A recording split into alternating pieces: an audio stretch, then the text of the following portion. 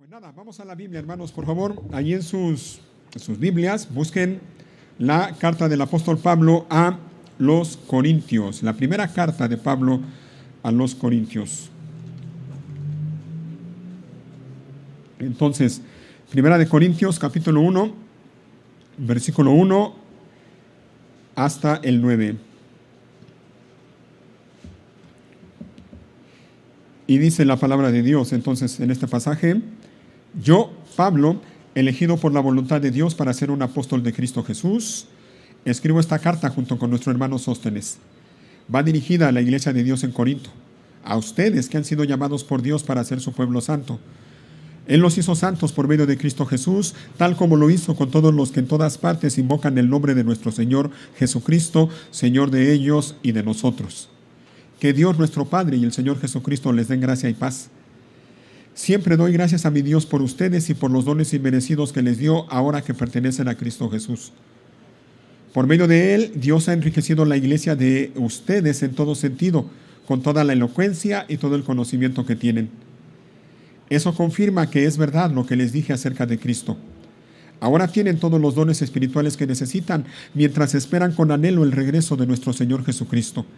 Él los mantendrá firmes hasta el final para que estén libres de toda culpa el día que nuestro Señor Jesucristo vuelva. Dios lo hará porque Él es fiel para hacer lo que dice y los ha invitado a que tengan comunión con su Hijo, Jesucristo nuestro Señor. Amén. Hasta ahí nada más. Bueno, más adelante vamos a leer también del versículo 10, pero por el momento hasta aquí dejamos la lectura. ¿Ok? La semana pasada comenzamos a ver ya entonces el estudio de esta carta de Pablo a la iglesia allá en Corinto, una carta que el apóstol Pablo escribió por allá mediados más o menos del primer siglo. Hay quienes dicen que el apóstol Pablo la escribió por ahí por el año 56, más o menos. Entonces, comenzamos el estudio de esta carta la semana pasada a la iglesia allá en Corinto. Por la gracia de Dios y por el poder de Dios, esto es algo que solamente el Señor puede hacer.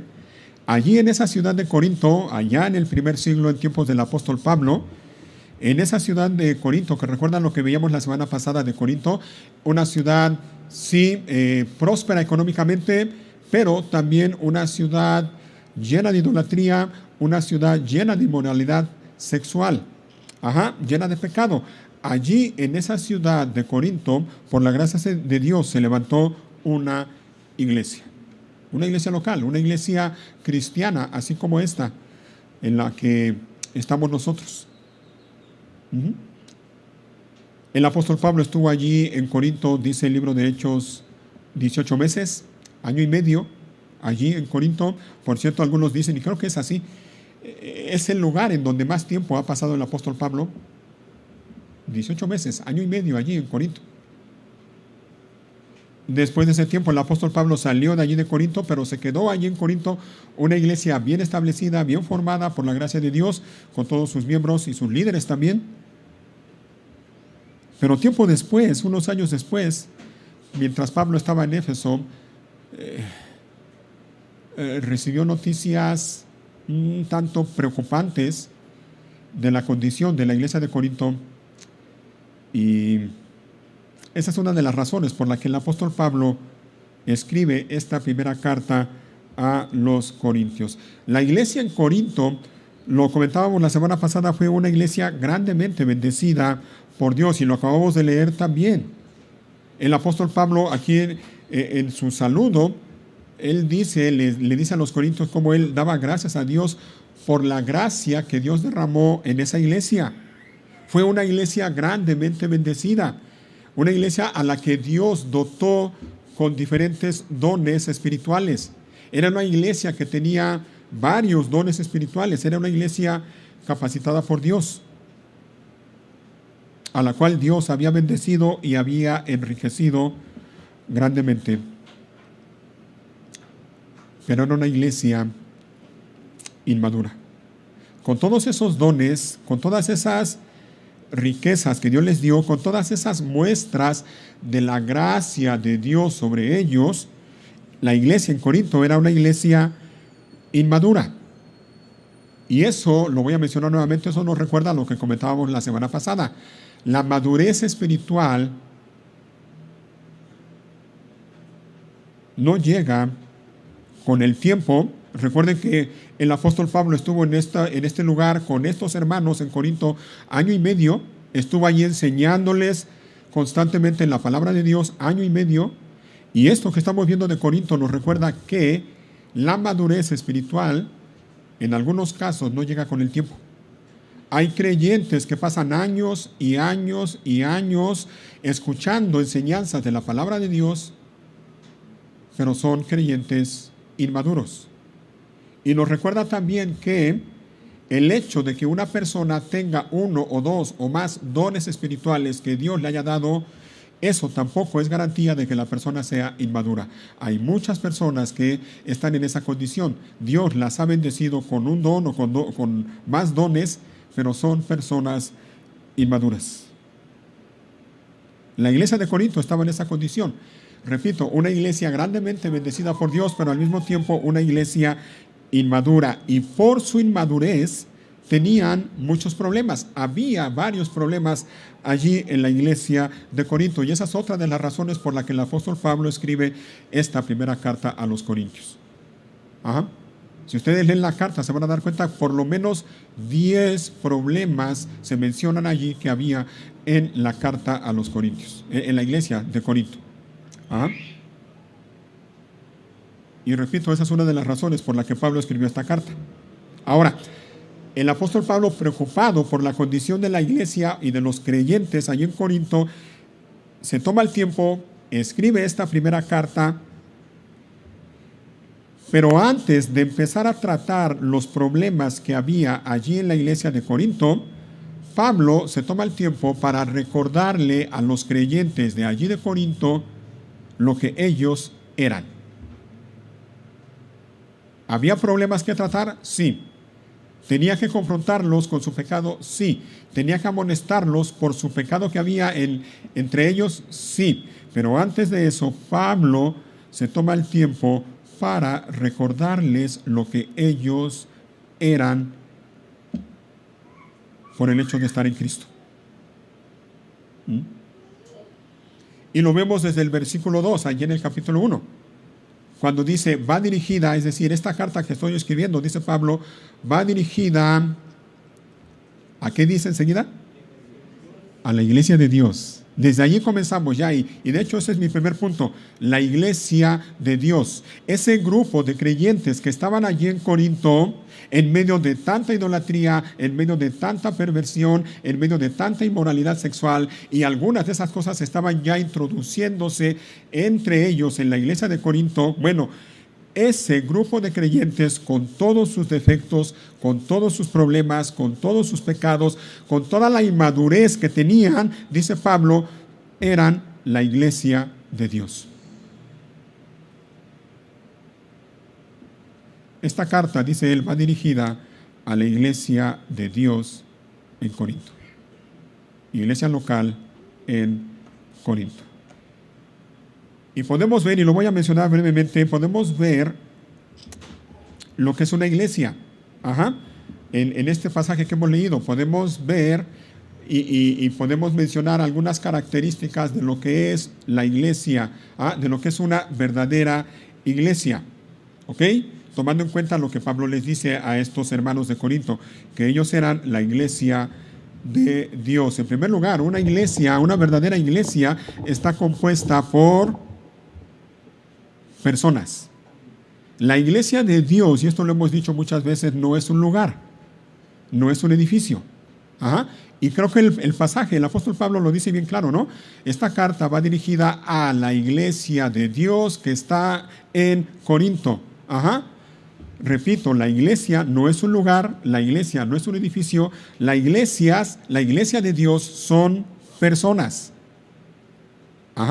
Y creo que otra vez queda bien claro en el versículo 2, cuando Pablo dice, va dirigida a la iglesia de Dios en Corinto, y enseguida dice, a ustedes. Ustedes que son la iglesia de Dios. A ustedes. Entonces, La iglesia de Dios son personas. Personas que en algún momento de su vida escucharon el mensaje del Evangelio predicado por alguien. ¿Recuerdan? Los corintios escucharon el mensaje del Evangelio predicado por Pablo cuando llegó en su segundo viaje misionero a Corinto. Escucharon, creyeron, se convirtieron. Lo leíamos la semana pasada en Hechos, ¿no? Hechos 18. Escucharon el mensaje del Evangelio, lo creyeron, se convirtieron al Señor, se bautizaron. Ve allí. Ve allí. Ajá. ¿Quiénes componen la iglesia de Dios? Ese tipo de personas. ¿Ah? Personas que en algún momento escuchan el Evangelio, lo creen por la gracia y la obra de Dios en ellos, se convierten al Señor, se bautizan y entonces empiezan su caminar con el Señor. ¿Ah? La iglesia de Dios son personas. La iglesia de Dios son personas que han sido llamados por Dios para ser santos. Y eso lo vemos también aquí en el versículo 2, cuando dice: a ustedes que han sido llamados por Dios para ser su pueblo santo. Así que la iglesia está compuesta por personas, pero no cualquier persona. Son personas que han sido llamadas por Dios para ser santos y por lo tanto eso es lo que son. Son santos. ¿Por qué? Por lo que dice el pasaje. Nuevamente, versículo 2. A ustedes que han sido llamados por Dios para ser su pueblo santo. Y miren lo que dice enseguida. Él, es decir, Dios, los hizo santos por medio de Cristo Jesús. La iglesia de Dios, repito, está formada por personas a las cuales Dios ha llamado para que formen parte de su pueblo santo, y eso es lo que son, santos, porque Dios los hizo santos. La iglesia de Dios está formada por personas que invocan el nombre de Cristo Jesús. Seguimos leyendo en el versículo 2. Tal como lo hizo con todos los que en todas partes, ¿qué hacen? Invocan el nombre de nuestro Señor Jesucristo, Señor de ellos y de nosotros. Así que la iglesia de Dios está formada por personas en todas partes del mundo que invocan el nombre de Cristo Jesús. La iglesia de Dios está formada por personas que pertenecen a Cristo. Versículo 4, dice Pablo: siempre doy gracias a mi Dios por ustedes y por los dones inmerecidos que les dio, ahora que ¿qué? Ahora que pertenecen a Cristo. Es que la iglesia de Dios está formada por personas que pertenecen a Cristo Jesús. Pero no solo eso, la iglesia de Dios está formada por personas que tienen comunión con Cristo. No solo pertenecen a Cristo, sino que tienen comunión con Él. Versículo 9. Dios lo hará porque Él es fiel para hacer lo que dice y los ha invitado a ¿qué cosa? A que tengan comunión con su Hijo. ¿Quién es Él? Jesucristo nuestro Señor. La iglesia de Dios está formada por personas a las cuales Dios, por pura gracia, les da diferentes dones. Los capacita. Y eso es obvio, ya lo vimos. Ajá. La iglesia de Dios está formada por personas que esperan con anhelo el regreso de nuestro Señor Jesucristo. Versículo 7. Ahora tienen todos los dones espirituales que necesitan, mientras que mientras esperan con anhelo el regreso de nuestro Señor Jesucristo. Y obviamente, mientras esperan con anhelo el regreso de nuestro Señor Jesucristo, esas personas a las cuales Dios ha capacitado con diferentes dones, sirven al Señor poniendo en práctica los dones que Dios les ha dado en la iglesia local donde Dios los ha puesto para edificación de esa iglesia y para la gloria de Dios. La iglesia de Dios está formada por personas, hombres y mujeres, que por la gracia y la fidelidad de Dios se mantienen, óiganlo bien, se mantienen firmes hasta el final. Versículo 8.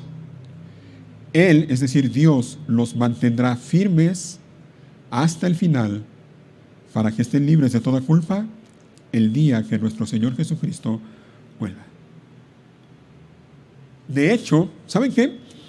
Esto que acabamos de leer en el versículo 8 es la prueba, es lo que caracteriza a los verdaderos creyentes. ¿Ah? Los verdaderos creyentes se mantienen y se van a mantener firmes hasta el final. No por ellos mismos, sino por la gracia, por la misericordia y la fidelidad de Dios. ¿Mm?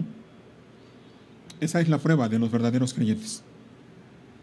Los que se mantienen firmes hasta el final. Así que esas personas a las cuales Dios ha llamado forman parte del pueblo santo de Dios, es decir, la iglesia, con todos, como dice el apóstol Pablo, con todos los que en todas partes invocan el nombre del Señor Jesús, Señor de ellos y de nosotros.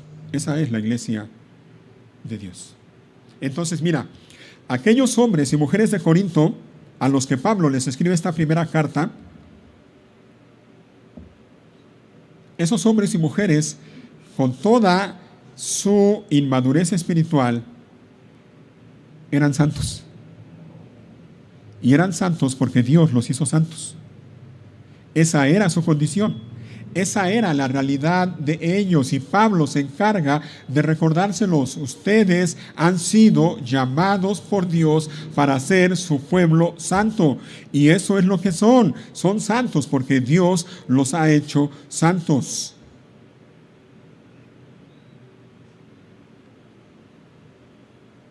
Pablo lo sabía y de hecho se los menciona y les dice en el versículo 4 nuevamente: siempre doy gracias a mi Dios por ustedes y por los dones inmerecidos que el Dios que les dio ahora que pertenecen a Cristo Jesús. ¿Se fijan?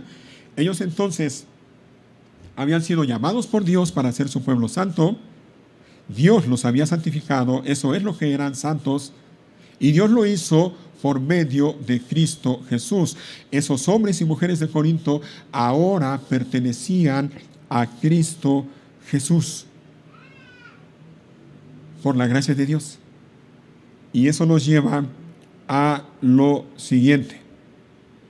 Pablo les recuerda lo que son o lo que eran en Cristo Jesús, pero también les recuerda las bendiciones maravillosas que Dios les había dado.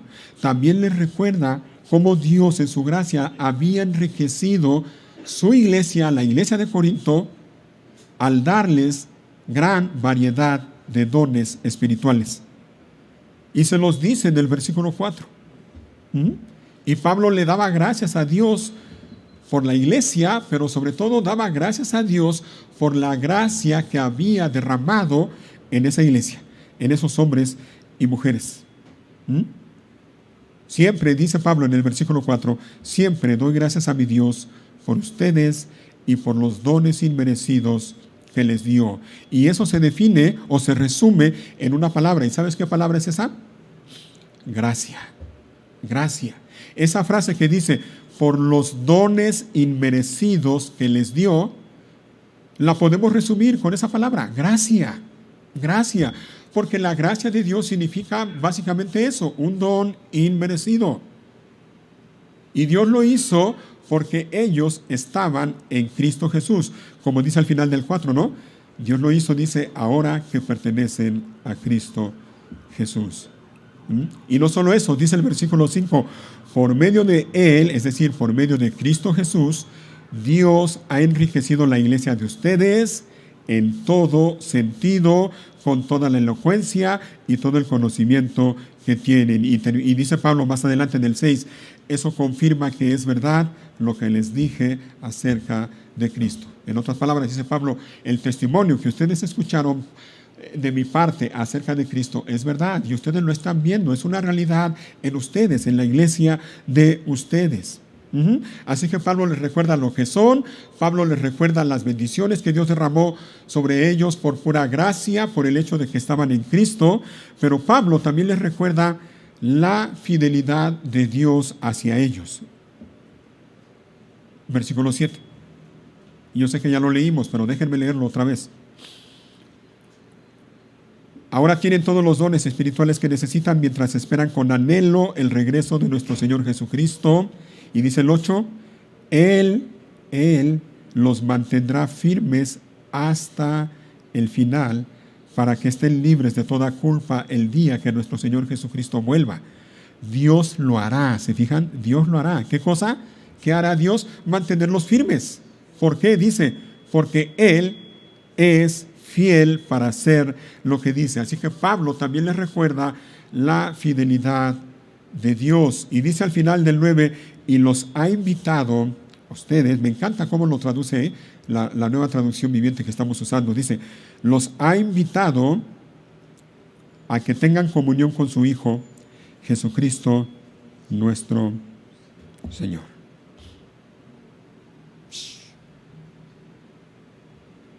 Una iglesia inmadura, una iglesia llena de problemas a causa de su inmadurez, pero una iglesia formada por hombres y mujeres a los cuales Dios había llamado para que fueran parte de su pueblo santo.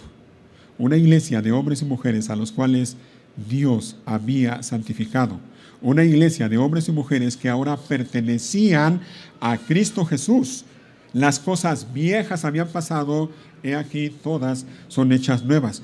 Una iglesia de hombres y mujeres a los cuales Dios había invitado a tener comunión con su Hijo, Jesucristo, nuestro Señor.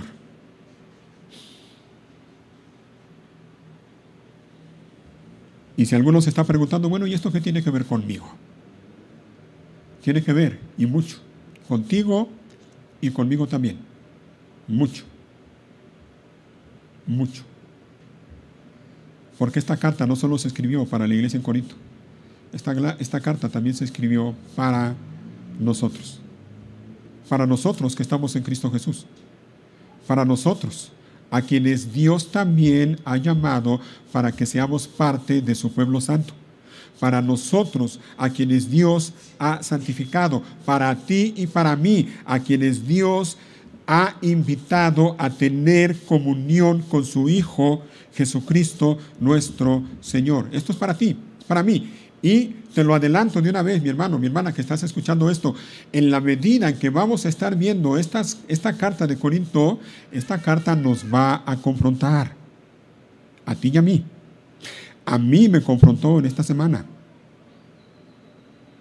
Y espero que también lo haga contigo. ¿Qué aprendemos de estos versículos que hemos leído y que hemos explicado brevemente hasta aquí? Bueno, entre otras cosas, mira, número 1, aprendemos que la santidad, oye bien, la santidad es fruto, es resultado, es consecuencia de nuestra unión con Cristo. Una persona que no está unida a Cristo no puede ser santo ni puede andar en santidad. Imposible. Pero, oye bien, también, el hecho de estar en Cristo no elimina nuestra necesidad y nuestra responsabilidad de vivir en santidad. ¿Me explico? La santidad es resultado de estar unidos a Cristo, pero estar unidos a Cristo no elimina nuestra responsabilidad de andar en santidad, de vivir de acuerdo a lo que Dios dice en su palabra. Dicho de otra manera, estar en Cristo no elimina eso, precisamente nuestra responsabilidad de vivir de manera santa. Somos llamados a ser santos.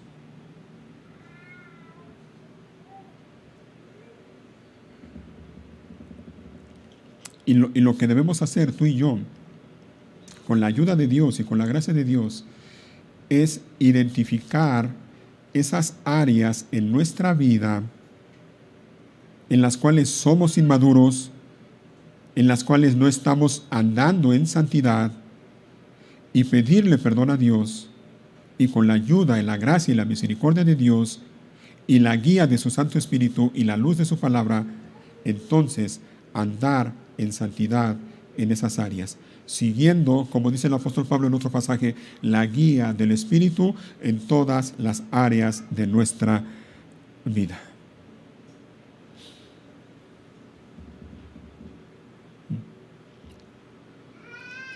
Así que número 1, la santidad es resultado de nuestra unión con Cristo.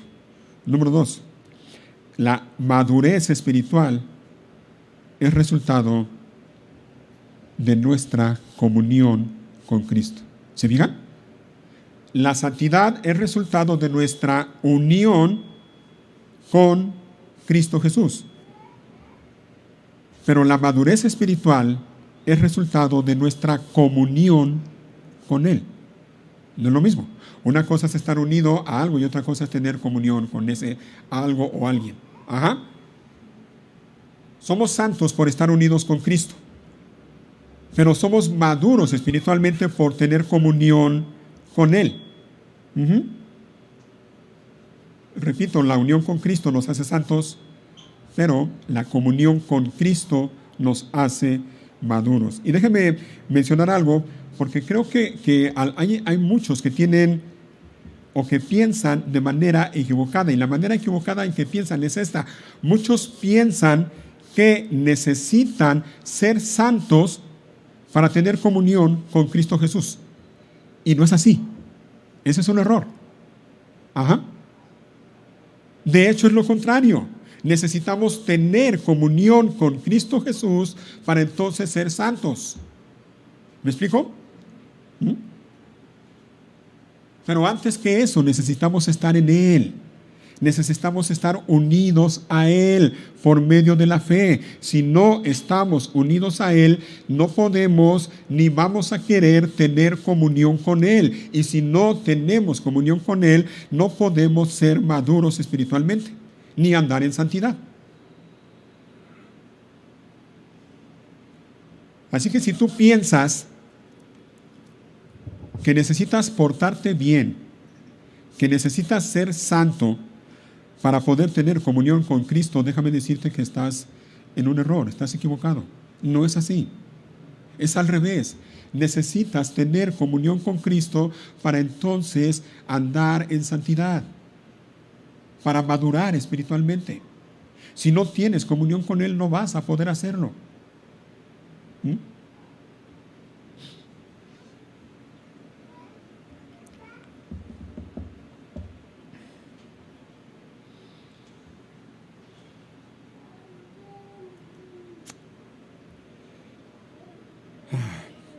Así que Pablo, en esta primera carta a los Corintios,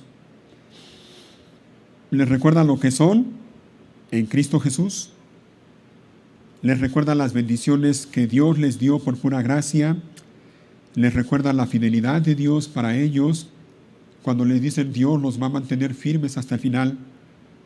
Y una vez que hace eso el apóstol Pablo, entonces los llama a vivir de acuerdo con eso que Pablo les ha dicho. Versículo 10. Amados hermanos, les ruego, mira, imagínate al apóstol Pablo preocupado por la condición de los creyentes allá en Corinto. Y lo que él hace aquí es expresar su sentir a manera de ruego, y les dice, les ruego por la autoridad de nuestro Señor Jesucristo, que vivan en armonía los unos con los otros, que no haya divisiones en la iglesia. Por el contrario, sean todos de un mismo parecer, unidos en pensamiento y en propósito. ¿Te fijas lo que hace Pablo? Les recuerda lo que son, les recuerda las bendiciones que Dios les ha dado por medio de Cristo, les recuerda la fidelidad de Dios, y una vez que lo hace les dice, ahora vivan de acuerdo a estas cosas. Vivan de acuerdo a lo que son en Cristo Jesús, vivan de acuerdo a las bendiciones, a la gracia que Dios ha derramado en ustedes por medio de Cristo Jesús. Vivan de acuerdo a esta realidad de que Dios en su fidelidad los va a sostener para que permanezcan firmes hasta el día de Jesucristo. Vivan de acuerdo a eso. Eso es responsabilidad de ustedes. Es un hecho que si ustedes están en Cristo, son verdaderos creyentes, son la iglesia de Dios, son el pueblo santo de Dios. Esa es su condición, esa es su realidad. Ahora vivan de acuerdo a esa realidad. O como le dice Pablo a los Corintios, a los Efesios, les ruego que anden como es digno de la vocación con que han sido llamados. En otras palabras, Pablo los llama a los corintios a vivir una vida santa. Ustedes son santos. Dios los llamó para ser su pueblo santo. Dios mismo los santificó. Ahora vivan en santidad.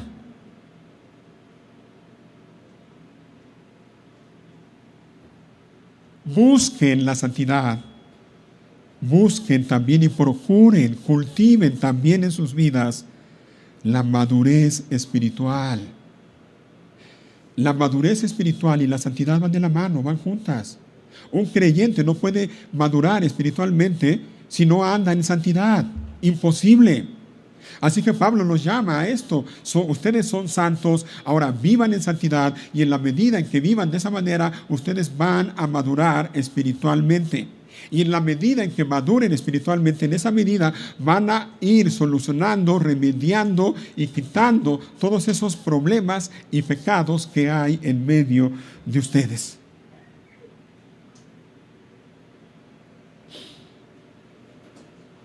¿Qué más aprendemos de esto? Ya mencioné algunas cosas ahora.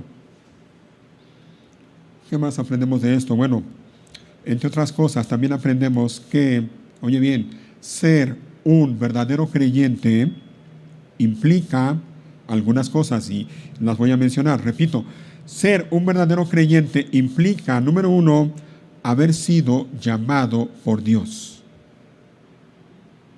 Los verdaderos creyentes son hombres y mujeres que han sido llamados por Dios.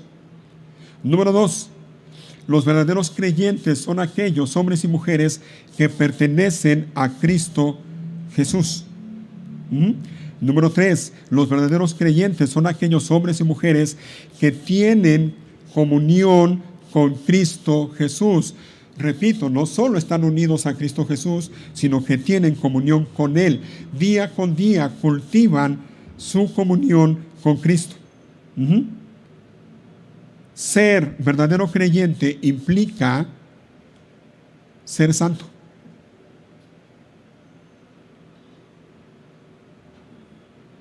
Repito, ser verdadero creyente implica ser santo.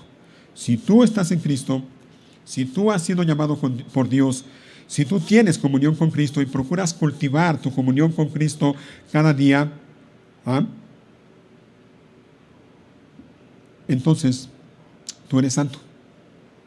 Y eres santo, óyelo bien, a pesar de tus errores, a pesar de tus debilidades, a pesar de tu inmadurez,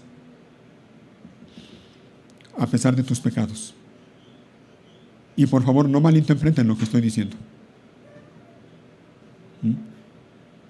Cuando digo a pesar de tus pecados, eso no quiere decir que tenemos libertad o permiso para pecar como nosotros queramos. No. Lo que estoy diciendo es que pecamos y lo mejor que podemos hacer es reconocerlo. Pecamos frecuentemente, pero a pesar de que pecamos frecuentemente, somos santos. Esa es nuestra condición. Somos santos. Y somos santos, repito también, a pesar de nuestra inmadurez. Porque es una realidad. Mira, se puede ser un verdadero creyente y al mismo tiempo ser inmaduro. Y de esos hay muchos. Se puede ser un verdadero creyente y al mismo tiempo ser inmaduro. Y creo que esa es una de las cosas que aprendemos de esta primera carta de Pablo a los Corintios.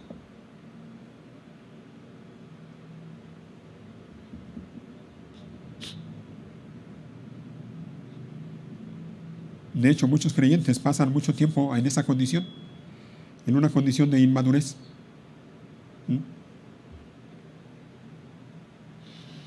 Pero son creyentes.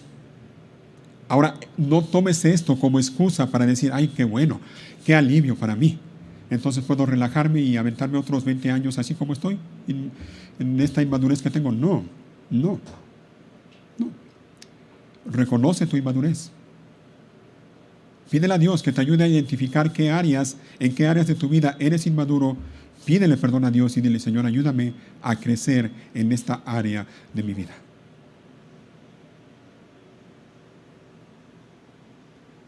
Como les dije hace un momento, esta carta nos va a confrontar, hermanos. A ti y a mí nos va a confrontar. Y debo reconocer, y lo hago con un poco de vergüenza, que a mí me ha confrontado.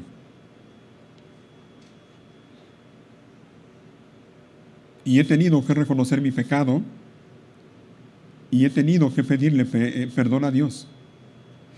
¿Sabes de qué manera me ha confrontado esta carta a mí en lo personal?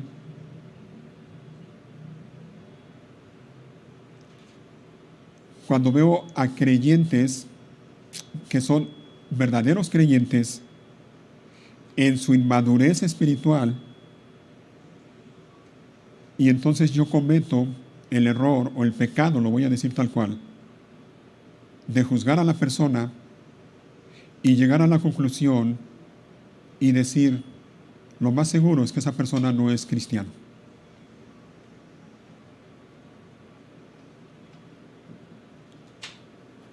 Tenemos que tener cuidado con eso.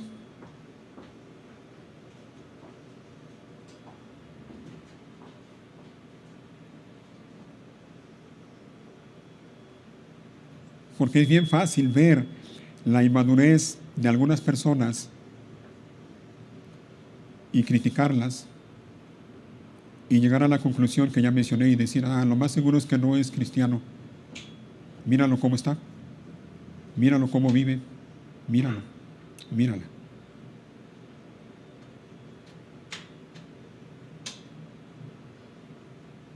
Cuando la realidad en esa persona es que puede ser que sea un creyente verdadero, solo que es inmaduro o inmadura.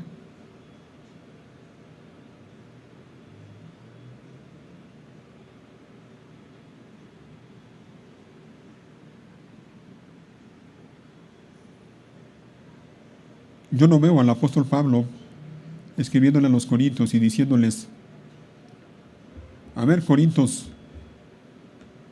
por la manera en que están viviendo y comportándose, lo más seguro es que ustedes no son creyentes. ¿Verdad que no?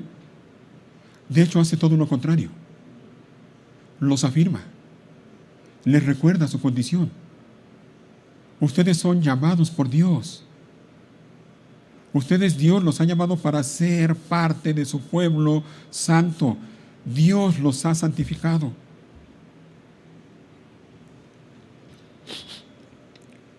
Y yo tengo que pedirle perdón a Dios por eso. Muchas veces he cometido ese error, ese pecado.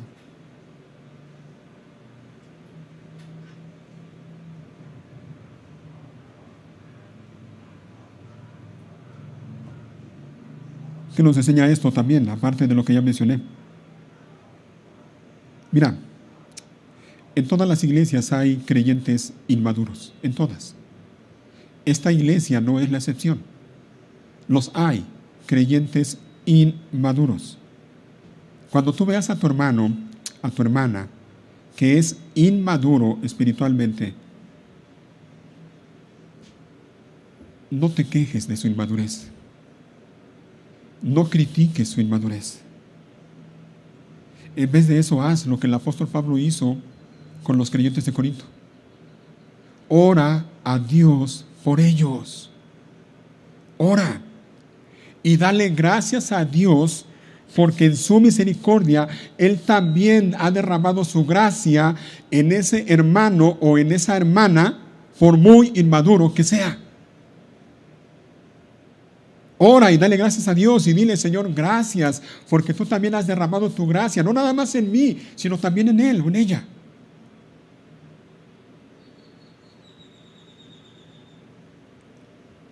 Pídele a Dios, pidámosle a Dios que nos guarde, que nos ayude a no ver a nuestros hermanos según sus fallas, según su inmadurez, o según sus defectos, o sus errores, o sus pecados.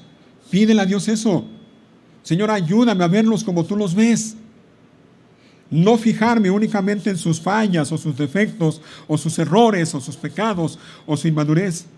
Míralos según la gracia de Dios en ellos, porque la misma gracia que Dios ha derramado sobre ti es la misma gracia que los ha alcanzado a ellos y ha sido derramada en ellos porque están en Cristo Jesús.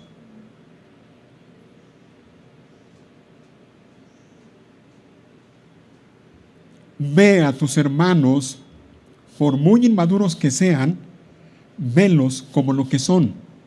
¿Y sabes qué son? Y ya lo vimos desde el principio. Son la iglesia de Dios junto contigo. Ellos son la iglesia de Dios. Dicho de otra manera, son la esposa de Cristo. ¿No enseña eso el Nuevo Testamento? Que la iglesia es la esposa de Cristo. Y oye bien, oye bien. Cuidado con hablar mal de la esposa de Cristo. Cuidado. Que Dios nos guarde de eso. Pablo oraba frecuentemente por la iglesia en Corinto, por los creyentes de Corinto. ¿Te fijas cómo dice en el versículo 4? Siempre doy gracias a Dios, a mi Dios por ustedes. Pablo oraba por esta iglesia. Y eso es lo que nosotros también estamos llamados a hacer. Ora por tu iglesia, hermano, hermana, ora por tu iglesia. Mira los lugares vacíos que hay aquí hoy, el día de hoy. Ora por quienes no ves aquí el día de hoy. Ora por ellos. Y dale gracias a Dios porque Dios también ha derramado su gracia en ellos.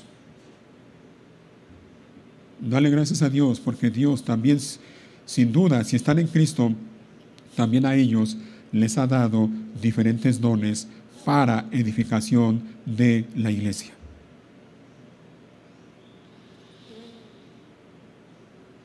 Ahora, ¿sabes lo que produce la oración o este tipo de oraciones en nuestra vida? Mira, cuando en vez de juzgar o de criticar a nuestros hermanos que son inmaduros en la fe, cuando en vez de hacer eso oramos por ellos,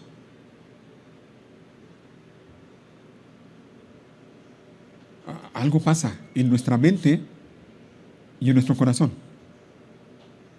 Cuando en vez de expresar quejas en contra de ellos, hay gratitud delante de Dios por ellos, por nuestros hermanos, ¿sabes qué va a pasar?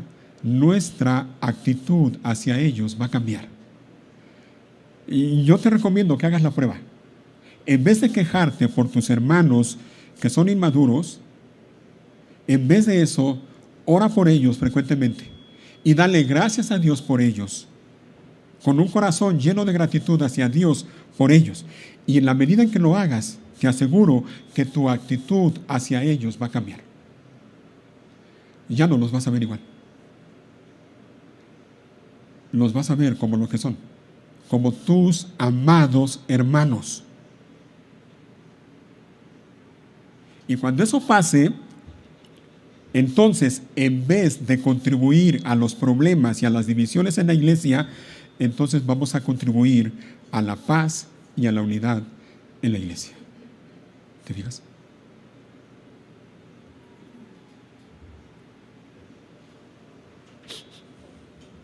Tenemos que ser intencionales y con la ayuda de Dios orar cada día por nuestra iglesia, por nuestros hermanos.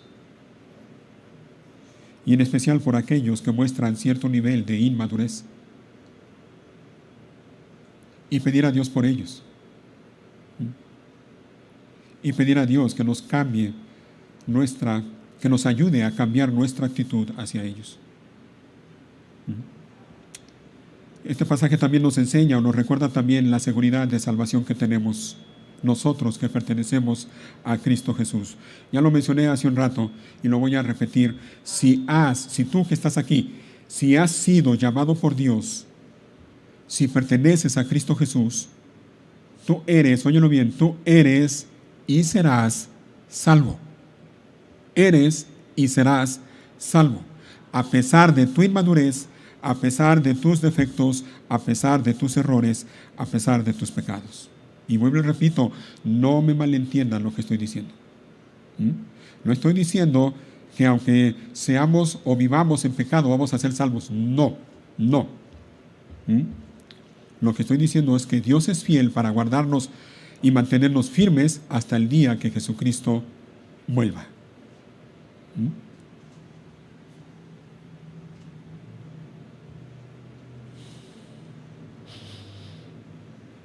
En su fidelidad Dios nos mantendrá, a ti y a mí, firmes,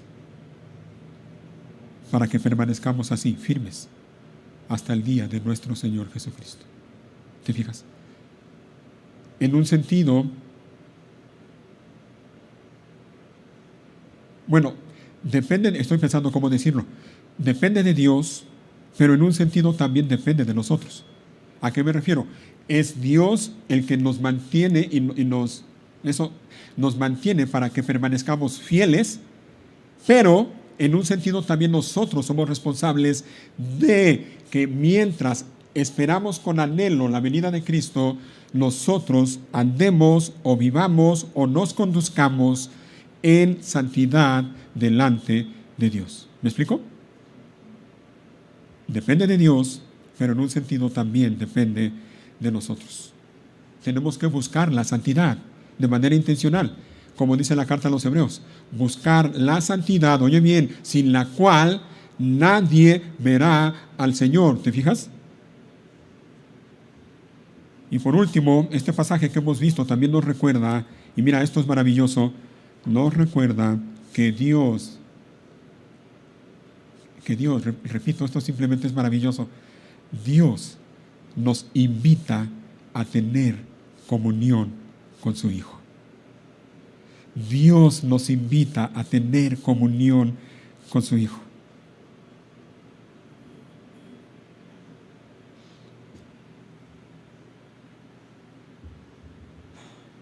Hemos sido llamados por Dios para ser su pueblo santo, para ser ciudadanos de su reino.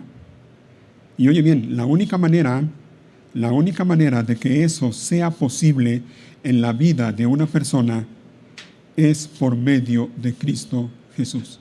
No hay otra manera. No la hay. No la hay. Porque hay un solo Dios y un solo mediador entre Dios y los hombres, y Él es Cristo Jesús. Porque no hay otro nombre debajo del cielo dado a los hombres en el cual podamos ser salvos. Y ese es el nombre de Cristo Jesús. Así que la única manera de gozar de estas bendiciones, es decir, la única manera de ser santos, la única manera de pertenecer al pueblo santo de Dios, la única manera de tener comunión con Dios es por medio de Cristo Jesús. No hay otra manera, imposible. Solo por medio del Cordero de Dios que quita el pecado del mundo. Así que mira, obedecer el llamado de Dios implica aceptar a Cristo Jesús. Repito, obedecer el llamado de Dios implica aceptar a Cristo Jesús.